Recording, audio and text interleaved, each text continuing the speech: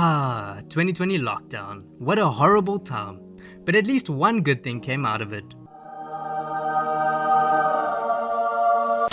Welcome to Rotten Damians. Today we are analyzing the genius of Host. Host is a found footage horror film that was directed and created by Rob Savage.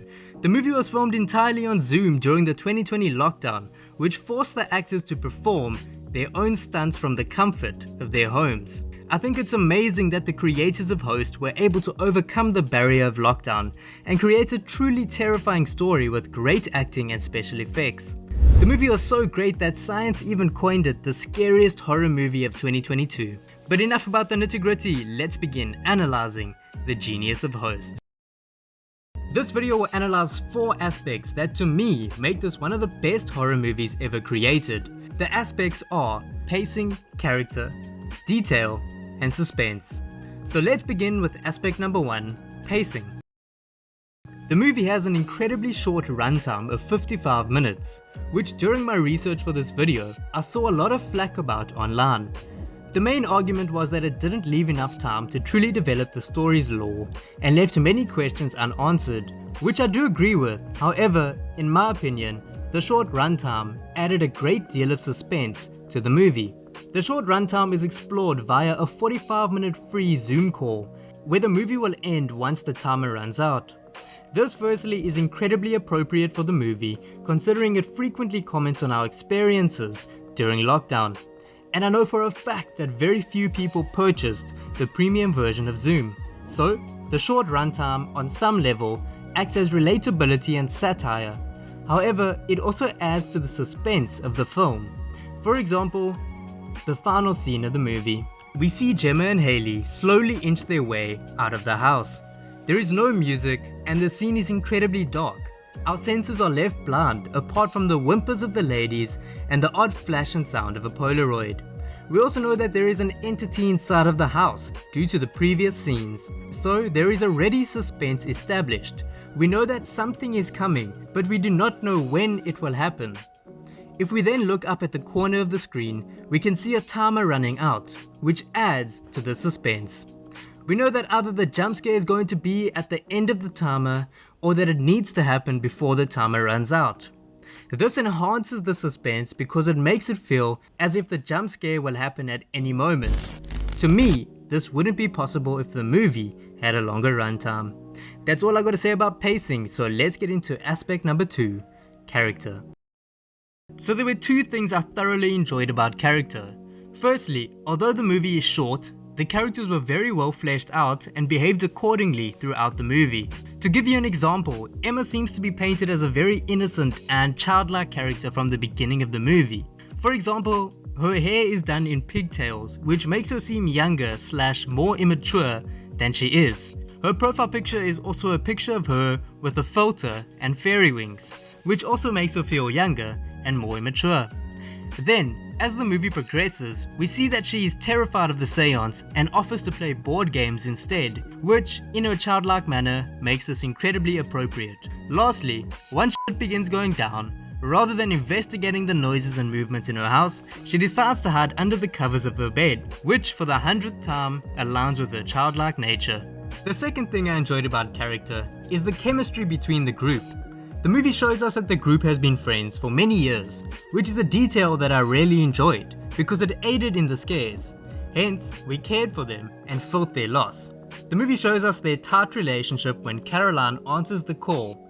She shows the girl her father and they all react very positively and warmly, telling us that they have previously met her father. And I mean, generally acquaintances or shallow friends are not treated to an ab flex of someone's father. Absolutely love it. Oh my god, put it away. We also see their tight relationship when the group speaks shit about Teddy and his partner. They see through her persona and want more for their friend. It's so f***ing painful, guys. That's all I have to say about character, so let's get into aspect number 3, detail. By detail, I mean how seamlessly Host captures the highs and lows of lockdown. For example, in no other circumstance would this entire group be drinking at 8 PM on a random Thursday. But to me, this attention to detail was really highlighted in 2 scenes. Firstly, with Radina and her boyfriend. Radina and her boyfriend made the rash decision to move in together prematurely due to lockdown. Because of this rash decision, their relationship seems to be a little rocky. They have an argument and all the boyfriend can do is give her space by moving to another room. It's kind of funny, but it does capture a very real experience of lockdown. Secondly, for a short second we see a flash of a dumbbell and foam roller in Hailey's house. As a gym rat, I had PTSD at this scene because it made me think of all the home workouts I was forced to do. It's a very simple object placement and it's probably only there because the movie was actually filmed during lockdown in the actors' houses, so I'm sure Hailey was probably just working out. But it stood out to me because it added to the continuity of the story and makes it feel rooted in reality. The final aspect I want to speak about is probably the most important in what makes this one of the best horror movies I've ever seen. That aspect is suspense.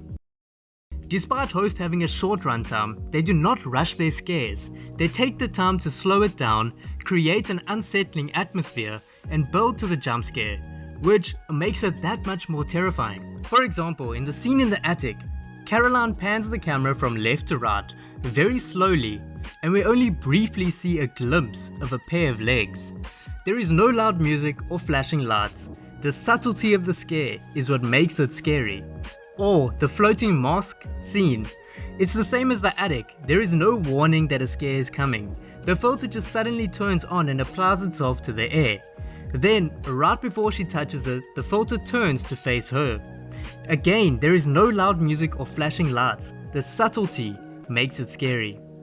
I can go over all the scares of the movie, but I think you guys get the picture. The only place where we have a traditional jump scare with flashing lights and loud music is the final scene. But even there, the scene works because before the big flashy stuff, the creators slowed down and we have about 2 minutes of suspense. Hence, the silence, the darkness, the timer, and the girls slowly making their way to the door. Had the movie rushed all of these scares and relied on unpredictability and loud noises, they would not have hit as hard as they did. To give you an example of a bad jump scare, this is a scene from The Nun 2.